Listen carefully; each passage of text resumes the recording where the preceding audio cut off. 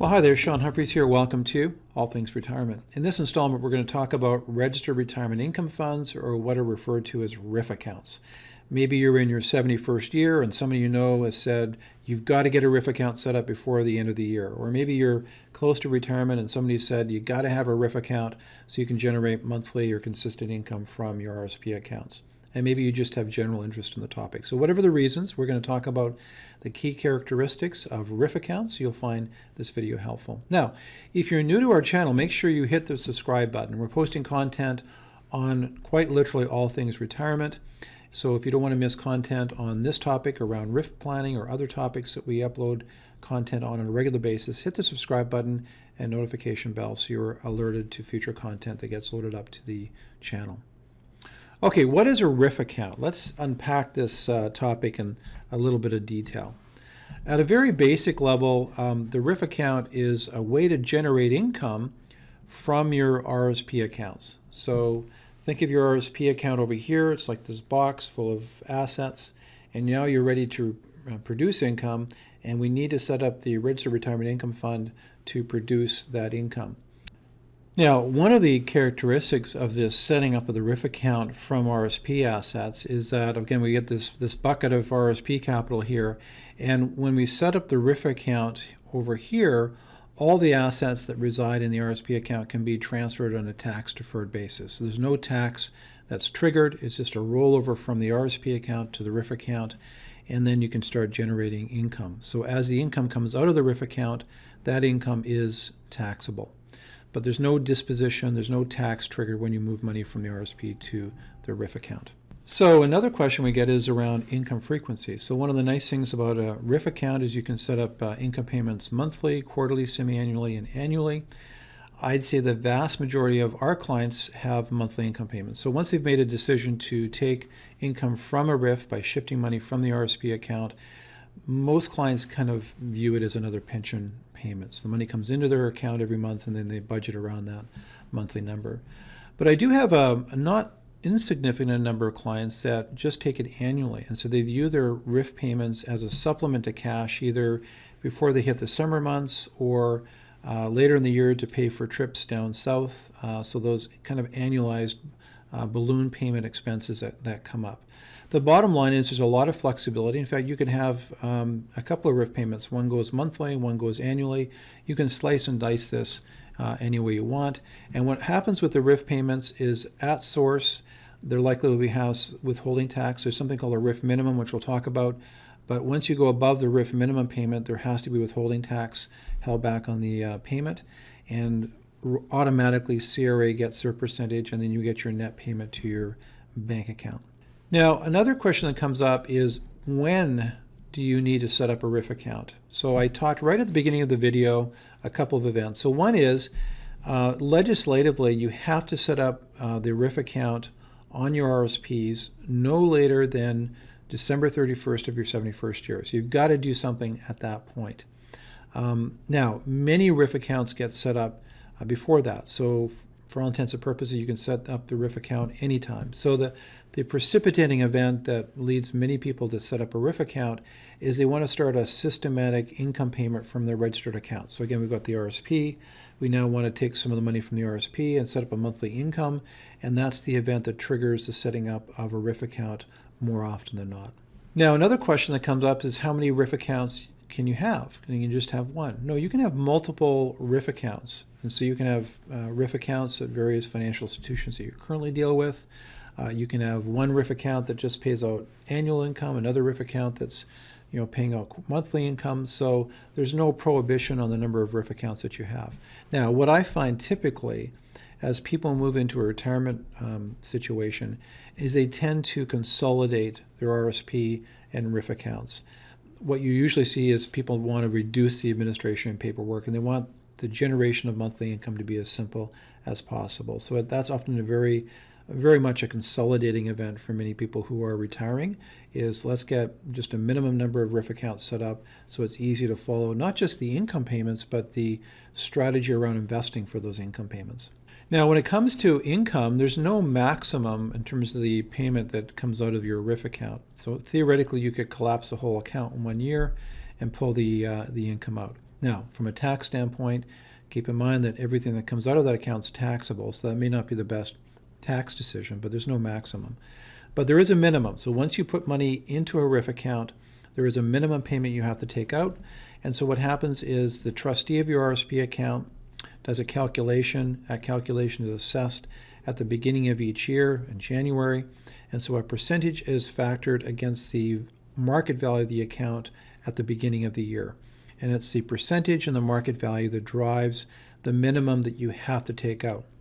Let's take a look at how that calculation is done. So when you do a search on the internet, you don't always see this formula. You usually see a schedule that's laid out neatly on a table. But the formula for RRIF accounts is essentially take 1/90 minus your age, multiplied by the opening value of your account in that calendar year.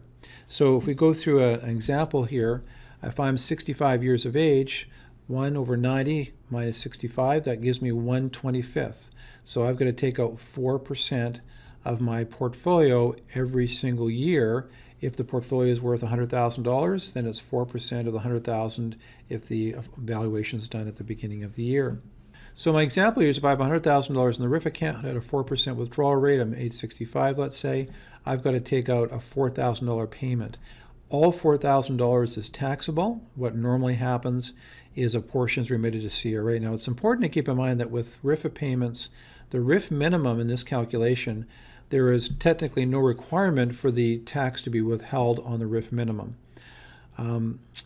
Theoretically, you could argue that's a good thing. I don't want to pay CRA tax dollars any sooner than necessary. I'll keep the money invested and pay it when I need to. What I tend to find with clients at a practical level is they want some level of tax held back, so they're not looking at a surprise sort of bill they have to pay when they file their taxes. But the bottom line is, take the market value in January 1, times the percentage based on that payout formula. So just to give you an example, these are from age 65 to 77, just to give you an idea. And so if you look at 2015 and later, at age 65 it's a 4% payout. By age 68 it's 4.55%. By age 75 it's 5.82%.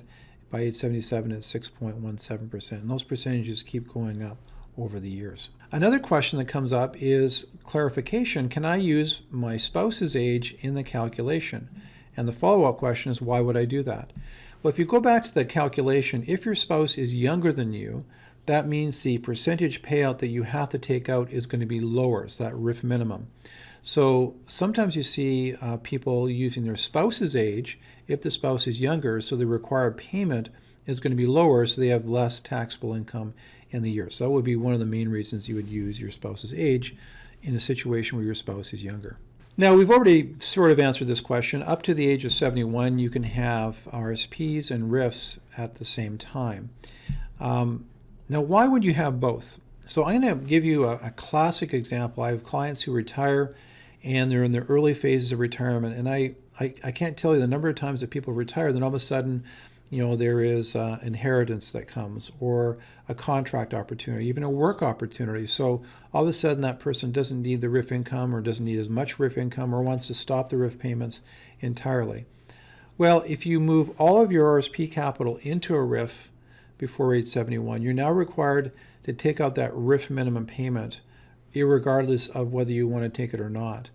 So what I often will counsel clients to do is move from your RSP to a RRIF what you need to fund 1 or 2 or 3 years worth of income payments. You'll still have both. You'll have your RSP account and the RRIF account. The reason you're doing the RRIF is it creates a systematic payment to your bank account.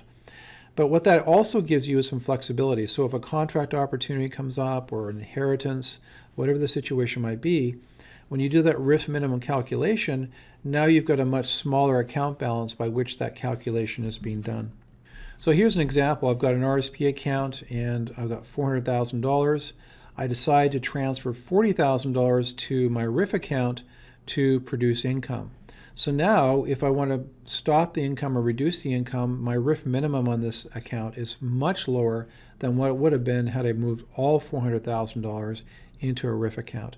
Now, obviously, by the time you get to age 71, you got to move everything into the RRIF account. But up until that point, it often makes sense to have both an RSP and a RRIF to give yourself some flexibility. Now, what typically happens is after 2, 3, 4 years of retirement, the pattern is sort of set, and I often find most clients then begin consolidating their RSP portfolio entirely to a RRIF account. Now, another question that comes up is, what investment options can I use for my RRIF account? Well, of course, it depends. And what does it depend on? A whole bunch of things. Your risk temperament, like how aggressive of an investor do you want to be? Obviously, your age has an impact. How much income do you want to take from the portfolio? What are your return goals? So all those factors go into designing your portfolio. But one of the key things that you need to keep in mind is you're now in an account that requires you start taking money out. So in the RSP years, you were putting money in, you weren't taking money out. So your portfolio is building. Now you're in the other side of that, you're taking money out and putting pressure on your portfolio. So your portfolio, particularly in the younger years of retirement, is challenged because it has to do a couple of things. It has to grow a competitive return while at the same time funding income. So typically what you see is people have portfolios that are diversified. They might have some money in very safe harbor cautious assets that are set aside for income payments, and they might have more of a balanced portfolio or growth portfolio to try to generate better performance over time. But what it comes down to is what your objectives are. You're also constrained by the financial institution you deal with. So I know with our practice, we're a licensed IROC firm. We can handle any investment you can think of: stocks, bonds, ETFs, mutual funds, GICs, high yield savings accounts in the portfolio. But you could be dealing with an institution that doesn't give you that range of options. So that will have an impact on portfolio design as well. Now, just like the investment topic, the beneficiary designation topic can be quite detailed. But generally speaking, what happens is on your application for the RRIF account, you can assign, if you have a partner or spouse, they can be a beneficiary on your RRIF account. And what that means is if you die prematurely, then 100% of that RRIF value rolls over on a tax-deferred basis into a tax-deferred account or RSP RRIF account to your spouse. And there's no tax triggered in that event. The other thing is the money doesn't have to be probated. So there's no probate fees, and it's a very efficient, very quick process. Past the spouse, you can also list your children as contingent beneficiaries, or if you have no spouse, you can list your children as a primary beneficiaries. Now, there's pros and cons attached to that. I'm not going to go into the details of that today. Suffice it to say, you list your partner as a beneficiary. There's no probate. It's quick. It's fast. And if you have no partner, you can list your children as beneficiaries. You need to talk to your lawyer or financial advisor to confirm whether that's a right option for you. Well, that concludes my overview on the key characteristics of a RRIF account or registered retirement income fund. Now, we're going to be creating content that unpacks some of these characteristics in much more detail, particularly when it comes to beneficiary designations and estate planning, investment planning, and then how do you build safe harbors in your RRIF accounts so that you're not negatively impacted by capital market downturns. So if you enjoyed this content, you'll enjoy the references that we will link you to in the show notes for this particular video. So make sure you visit our link to our retirement coaching services, and we've got some great resources on our website as well. So like I said, we'll be creating more content on RRIF planning, so make sure you hit the subscribe button and the alert button so you're notified when future content is uploaded to our channel. Wishing you all the best in your retirement and wealth planning journey. You take care. Bye-bye.